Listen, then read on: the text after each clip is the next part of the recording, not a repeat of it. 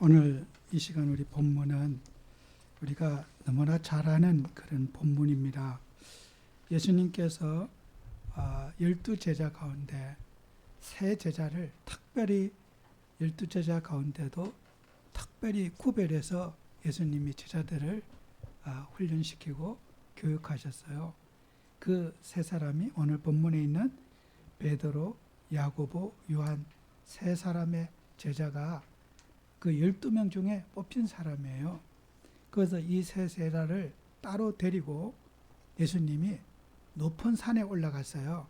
그 높은 산 이름을 어떤 산인지는 몰라서 우리는 변화산이라 이렇게 불러요. 실제로 지명이 변화산이라는 것은 아니지만은 그 예수님이 그 세 명을 데리고 따로 높은 산에 올라가서 막 옷이 광채가 나고 정말 그런 황홀경에 빠진 그런 정말 그런 환경에 이 제자들이 있었어요. 그때 그 제자 중에 한 명 베드로가 언제나 이렇게 무슨 말할 때 되면 베드로가 먼저 손들고 말하는 그런 정말 이 체질이 아주 외향적이에요. 그냥 막 들이미는 그런 사람이에요.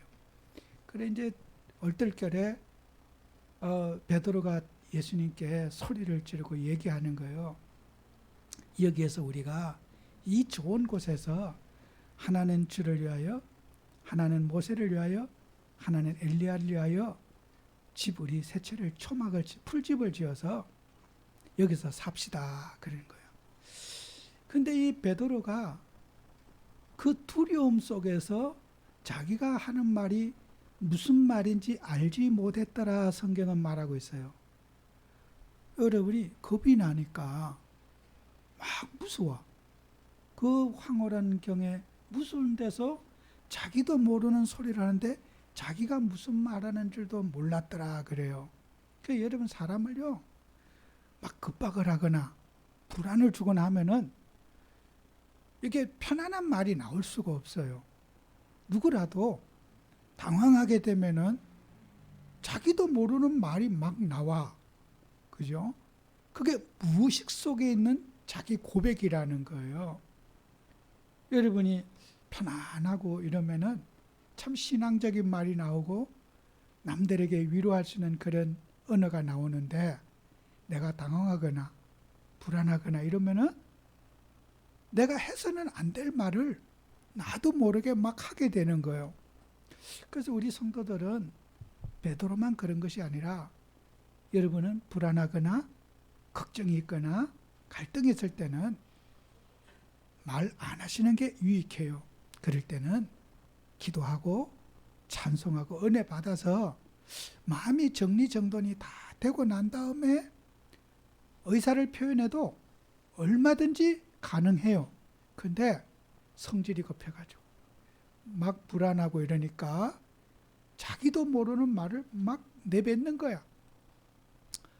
근데 이 베드로는 그 무의식 속에서 나오는 말이 신앙적인 말이 아니에요. 우리가 여기에서 초막셋을 짓고 삽시다 이 말이나 우리 지난 본문의 8장의 마지막 부분에 예수님 십자가에 죽으시고 3일 만에 부활해야 된다는 이 예수님에게 대드는 일이나 똑같은 지금 베드로가 가지고 있는 무의식 속에 있는 베드로라고 하는 거예요, 이게. 그래서 오늘 우리 성도님들이 꼭 기억해야 될 것은 우리가 꾸며진 내 인격이 아닌 내 속에 있는 내 인격을 여러분이 찾아내야지 우리는 현장 살리고 전도하는데 많은 도움을 받을 수가 있어요. 남의 인격 분석하지 말고 내 속에 있는 내 무의식은 어떻게 나에게 있는가, 이걸 오늘 이 시간에 여러분이 찾아내고 또 한 주간 나는 이런 무의식 속에 내 속에 내가 이런 것이 있구나, 이거 발견만 하면 여러분 큰 응답 받습니다. 그죠? 그런 축복된 한 주가 되시길 바라요. 그래서 베드로는 그렇게 예수님을 열심히 따라다녔는데도 예수님에게 늘 야단 맞을 일만 생기고 꾸중들을 일만 생기는 거예요. 베드로 따위는 열심히 하고 남들보다 더 잘해보려고 애를 쓰는데 예수님에게 칭찬을 한 번도 받지를 못한 것이 베드로예요. 늘 야단만 맞았어요. 심지어는 갈라디아 2장 11절에 보면은 베드로는 바울에게도 야단 맞았어요. 바울이 후배 목사님이거든요. 베드로가 선배 목사님이에요. 그런데 새까만 후배 목사님한테 선배 목사님이 야단 맞았어. 왜?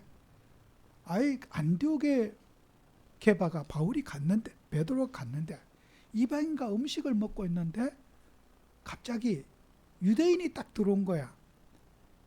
밥 먹고 있다가 그만 숟갈 탁 놓고 안 먹은 척하고 도망을 친 거야. 왜? 나는 이방인에게 복음 전하고 이방인과 같이 그 하나님 말씀 전하고 모든 민족은 다 똑같다고 하는 것은 베드로는 이미 알고 있어요. 주님의 뜻을 알고 있어요, 베드로가. 그래서 이방인과 같이 밥을 먹었어. 그런데 유대인이 들어오니까 어떻게? 야, 이 체면에 저들이 나의 얼굴 보고 오해하면 어떡할까? 내 체면을 유지하는 일에 베드로는 그만 밥 먹다가 벌떡 일어나서 도망을 쳐버린 거야. 그 광경을 누가 봤어요? 바울이 봤어. 바울이 내가 대면해서 얼굴로 딱 보고 야단을 쳤다 이거예요. 왜 하나님의 종이 그렇게 비겁하게 눈치 살금살금 보면서 그렇게 인격 관리하고 얼굴 관리할 것만 하지 하나님의 뜻을 놓치냐고 하는 되게 바울이 야단을 치게 된 거예요. 이거 보세요. 이 베드로는 야단 맞는 인격이 예수님께도 야단 맞지만은 사도들에게도 야단 맞는 그런 인격으로 되어 있는 거예요. 베드로는 이 문제를 고쳐야 할 거예요. 그리고 요한복음 21장 15절에서 18절에도 예수님께서는 부활하신 후에 베드로에게 찾아와서 내 어린 양을 먹이라, 내 어린 양을 치라 3번씩이나 말씀하시면서 네가 나를 사랑하느냐? 사랑한다면 내 말 들어라. 네 고집 버리고 베드로에게. 그러면서 마지막 부분에 뭐라고 말씀하시냐? 젊어서는 네 맘대로 살지만은 앞으로는 네가 네 맘대로 살지 못할 거다. 베드로에게 부활해서 성천하시면서 마지막 당부한 말이 네 고집, 네 자아를 말씀에 순종하는 삶을 살아라. 이것을 베드로에게 남기고 예수님이 베드로와 마지막 이별하셨어요. 그런데 베드로는 그 말씀에 예수님 마지막 유언의 말씀을 순종하지를 못했어요. 그래서 또 바울에게 야단을 맞는 거예요. 예수님께만 야단 맞는 게 아니라 바울에게도 역시 또 이렇게 꾸중을 받아요. 정말 우리는 어떤 인격이나 얼굴도 관리할 필요가 있죠. 그죠? 그러나 주님의 말씀이 더 앞서야 돼요. 하나님의 말씀에 순종하고 하나님 말씀을 들어야 되는데 말씀을 따르지 않는 게 베드로였어요. 그야말로 맹꽁이 같아요. 청개구리처럼. 맞지만은 저는 안 됩니다.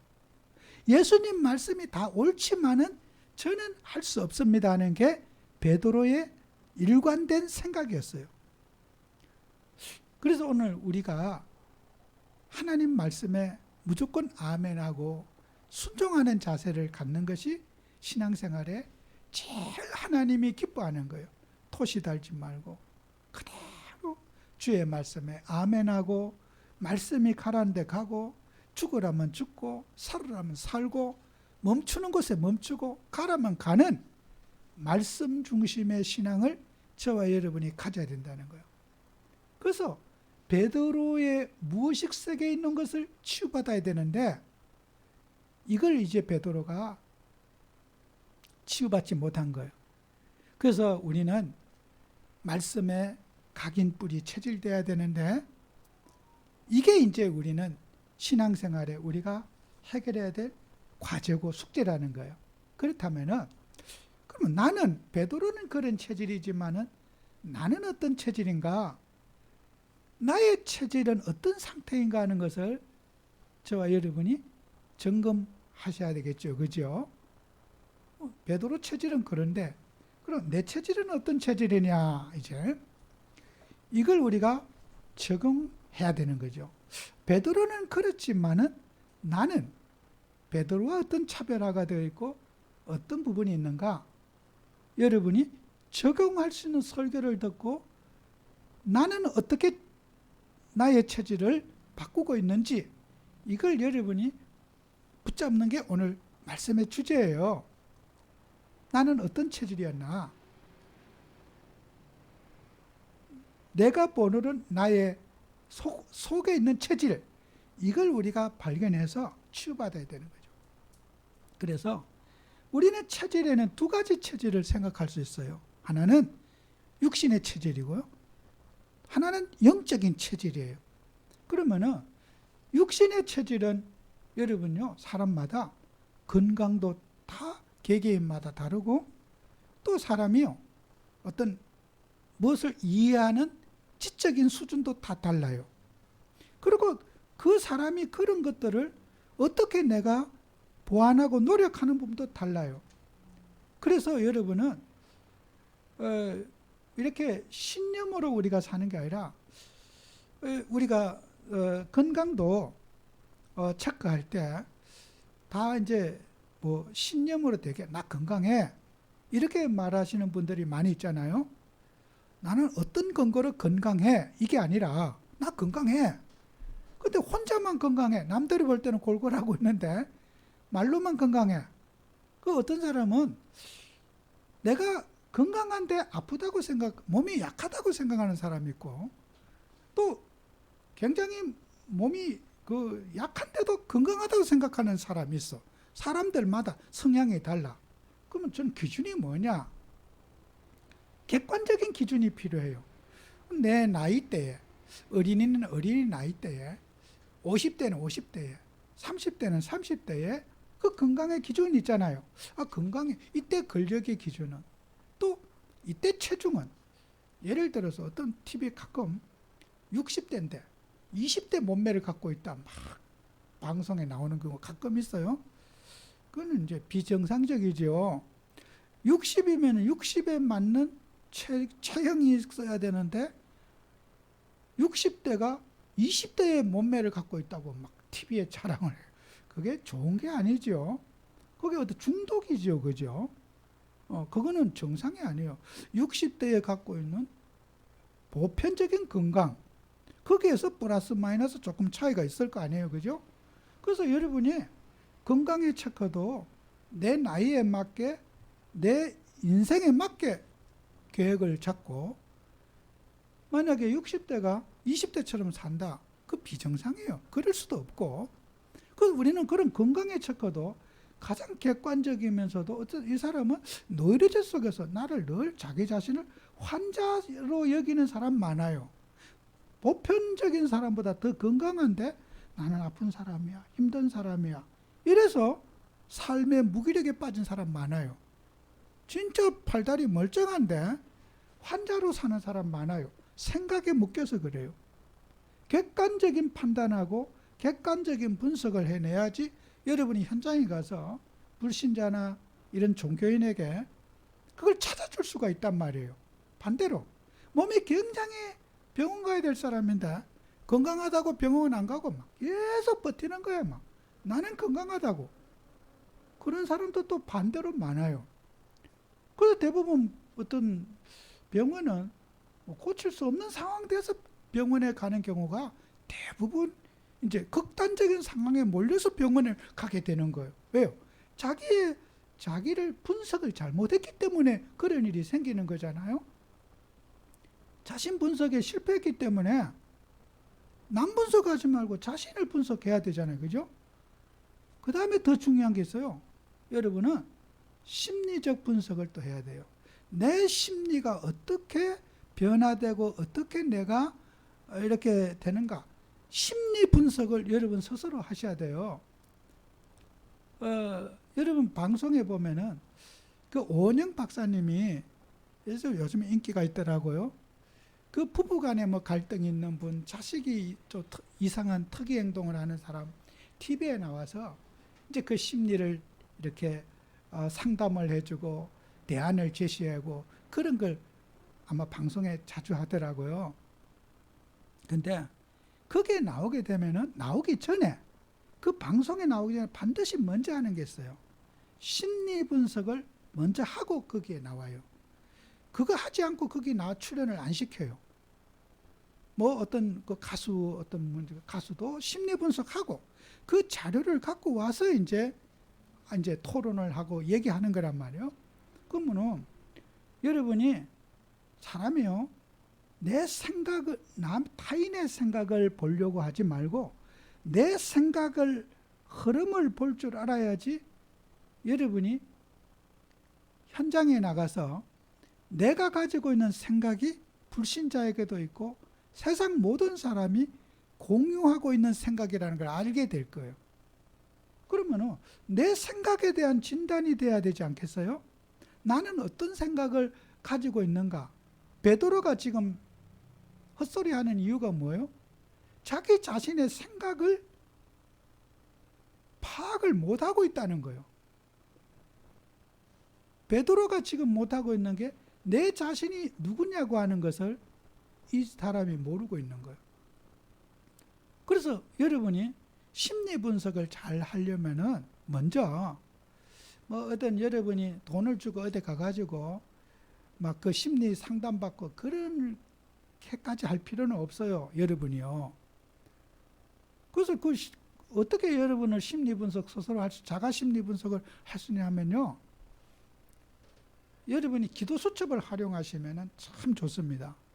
기도 수첩에 또 여러분이 일하시다 보면은 수첩을 어디 운동을 하거나 다니다 보면은 수첩을 들고 다닐 수가 없잖아요.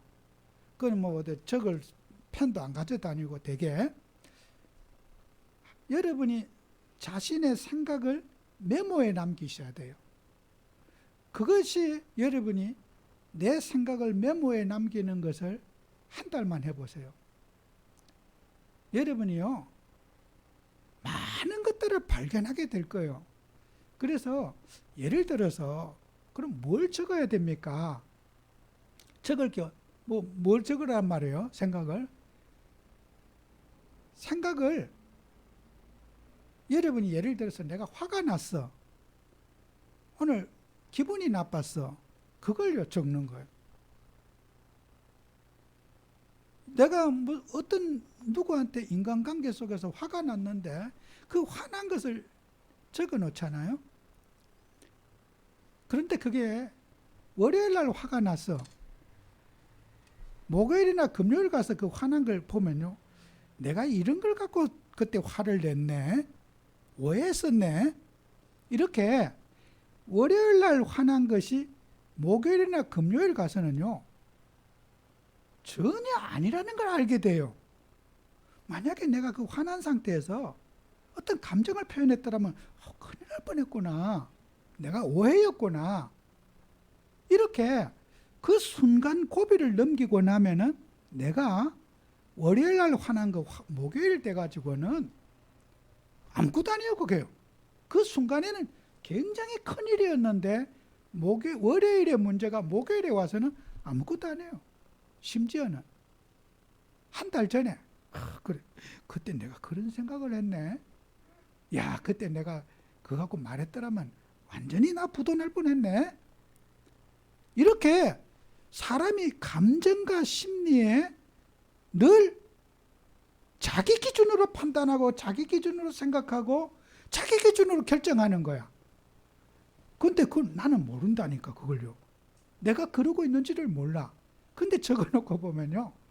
몇 달 적으시잖아요. 적을 필요가 없어. 나를 알아. 야, 또 이게 또 같은 생각을 반복하고 있네. 몇 달 하시다 보면요. 적을 필요가 없다니까. 스스로 내 자신이 이런 사람이에요. 아, 나는 이런 일에 굉장히 섭섭함을 느끼고 힘들어하고 있구나. 깨닫기만 해도 그 문제가 해결이 돼요. 저 같은 설교자가요, 설교를 준비하잖아요. 월요일 날에 깨달은 것을 어떤 뭐 여기 해다 적어놔요. 수요일, 목요일 날 원고 쓰려고 이렇게 보잖아요. 이제 보는. 그러면요, 야, 말도 안 되는 소리요, 그게. 그러니까 적어 놓고 보면은 내가 그때 감정으로 깨달은 건지 어떤 뭐 어떤 뭘 그런 것이요, 이게 드러나요. 그래서 여러분은 감정 치유를 하셔야 돼요. 그래서 이게 불신자들이나 이 세상 사람들은요, 감정에 죽고 살아요. 오늘 기분 나빴다 이거야. 그래서 싸움하고, 그래서 가정을 무너뜨리고, 마음 상했다 이거예요. 우리가 그것을 전도 현장에서 활용을 해야 돼요. 여러분 자신의 기분, 감정 누구나 있잖아요. 그걸 우리가 어떻게 불신자들을 도와줄 수 있을 건지, 어떤 건데 감정적인 판단인지 아니면은 이건 꼭 해야 될 일인지, 이런 것들을 하나하나 도와줘야 돼요. 그래서 우리가 먼저 사역하기 전에 우리 자신들의 분석이, 우리 자신의 분석이 중요하죠. 내 자신의 문제가 세상에 다 있어요. 불신자에게 내 자신의 문제가 있고 옆집에도 내 문제가 있어요. 그래서 내 자신을 분석해야지 어떻게 돼요? 사람들과 공감할 수가 있고 또 사회성이 있게 되고 같이 이렇게 이해하는, 융합하는 이 마음이 생기는 거예요. 그래서 우리가 전도하고 세계보고 말하면은 결국은 우리 자신 안에 세계가 있어요. 아, 일본을 어떻게 전도해요? 일본도 내 마음속에 있다니까요. 일본 사람이나 미국 사람이나 이 생각이요, 나라가 달라도 내 자신 속에 있는 것이 일본인도 그렇게 생각하고 있어요. 차이가 없어요. 그래서 같이 만나 대화하면은 일본인과 우리 사이에 국가는 거리가 있어도 성도들끼리는 거리가 하나도 없어져요. 공감이 되니까.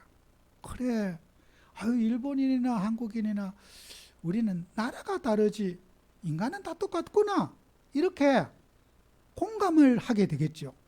여러분이 사업을 하거나 직장을 가도 그런 공감 능력이 있는 사람에 대해 성공할 거 아니에요? 나는 열심히 베드로처럼 사는데 왜 자꾸 꾸정될 일만 생기고 힘들 일만 생기고 불안만 생기느냐는 거예요.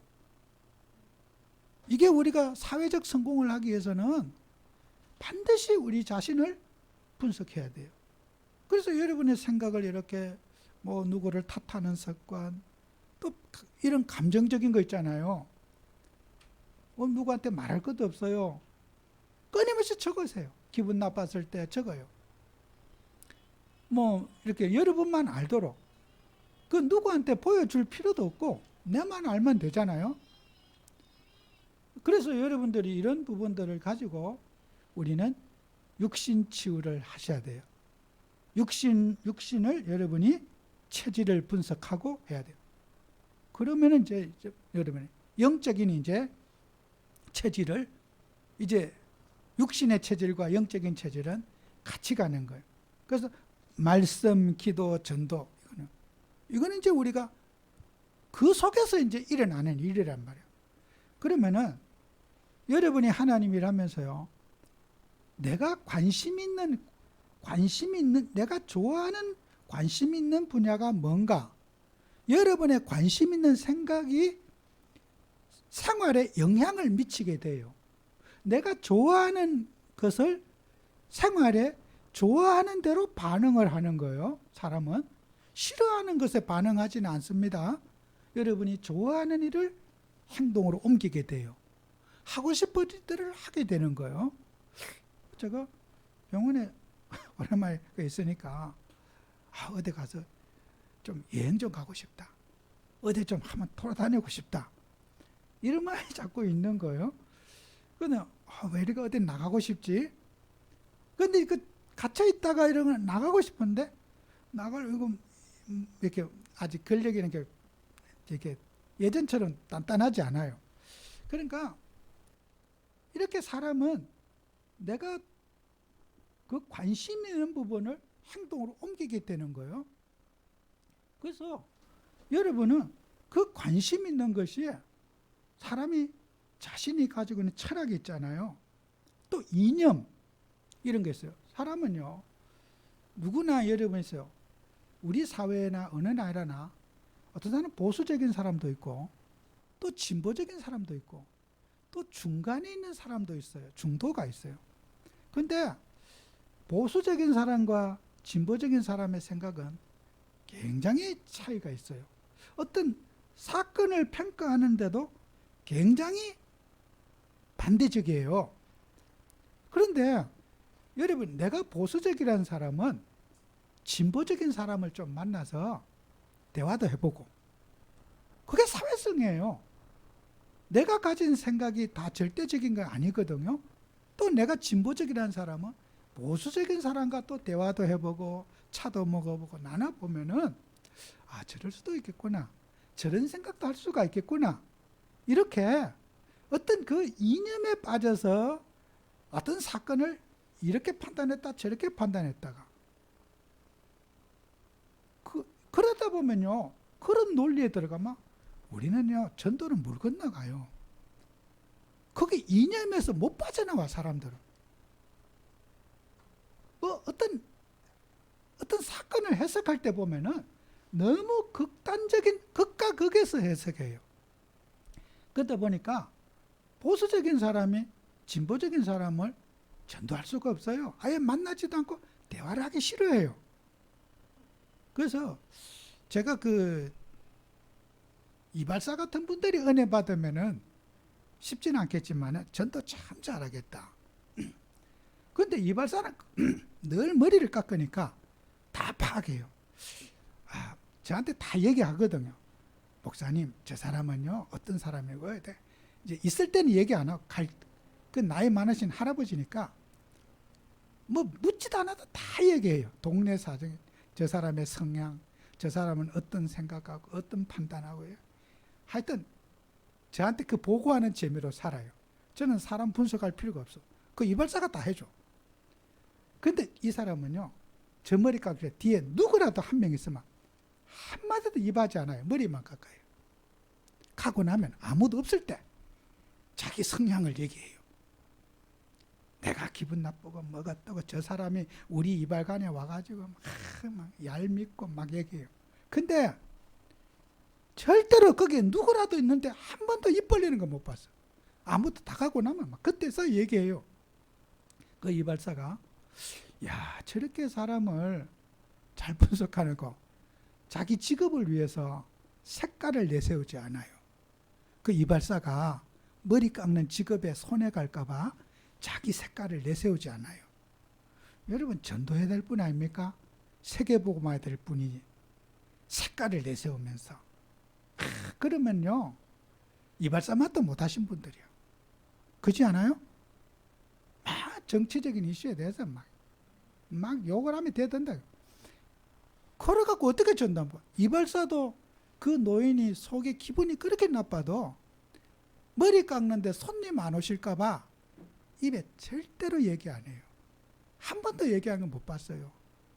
그래서 내가 참느라고 고생 많이 하시는구나. 어떨 때는 머리도 1시간씩 깎아.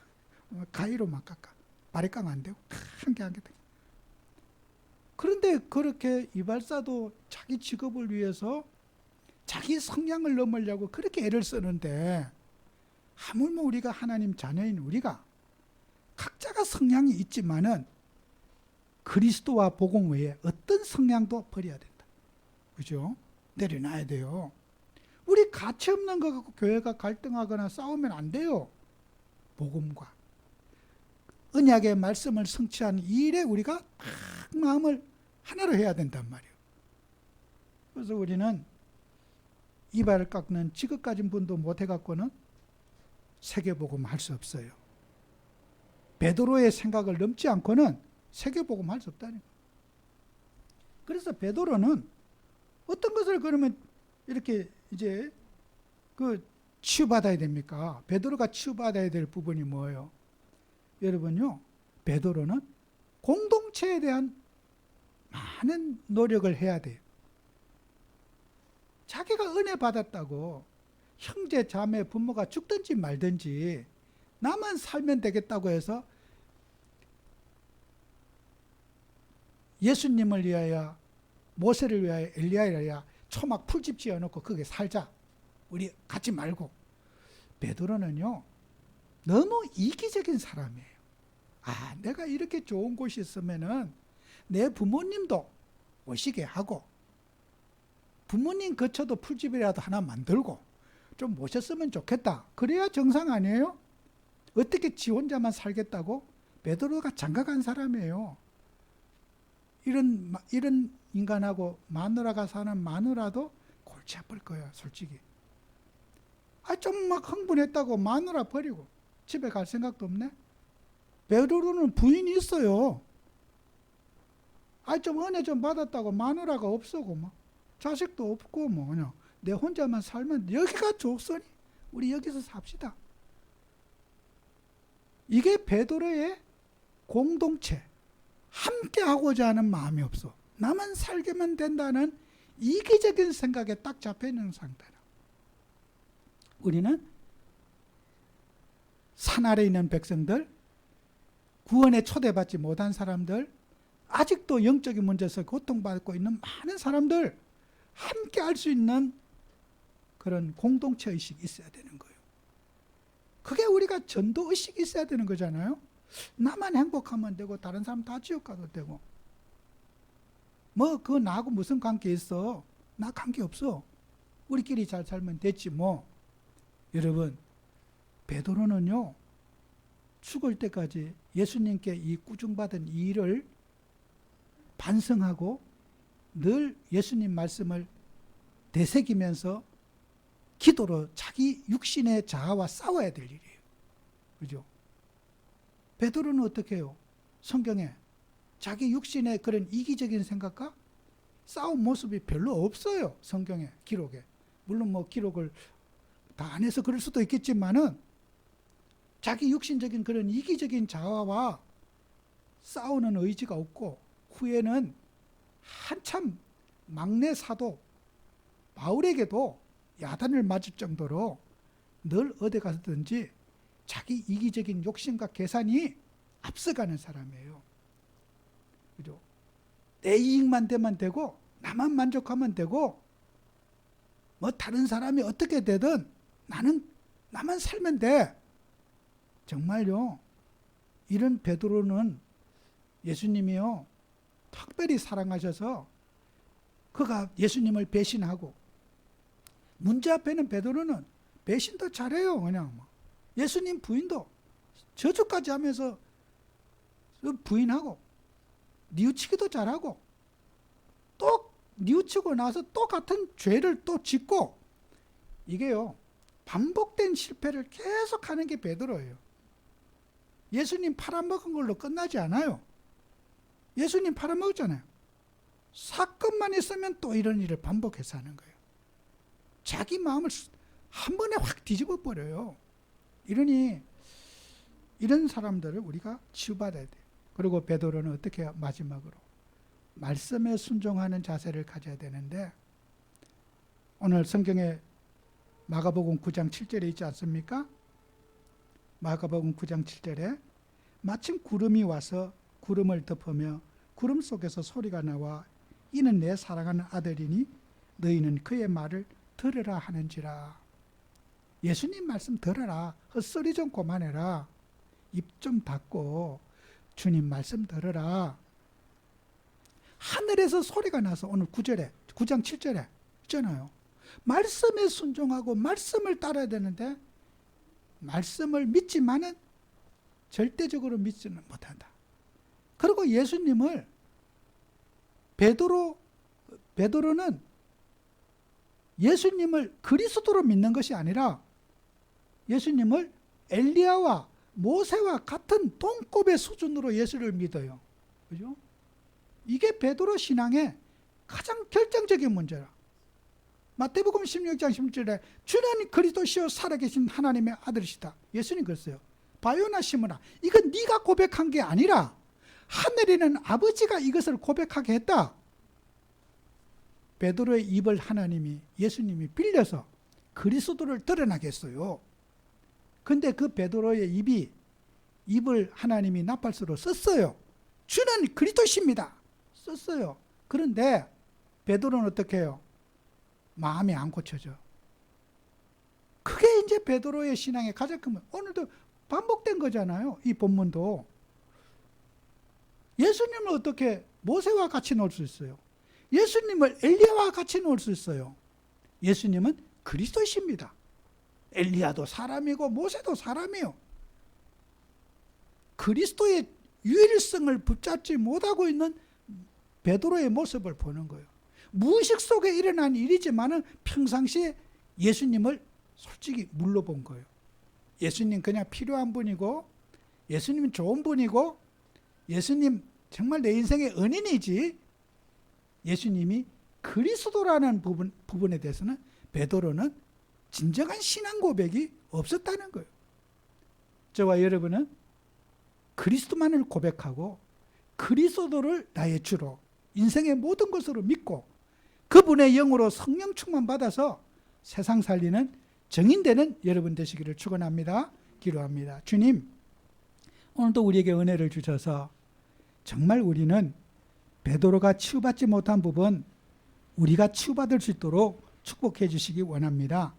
주님이 그리스도로 오셔서 인생의 모든 문제 해결하시고 그리스도로 승리하신 그 복음을 가슴에 붙잡고 영적인 생활에 승리하는 한 주가 되게 해 주옵소서. 예수님 이름으로 기도합니다. 아멘.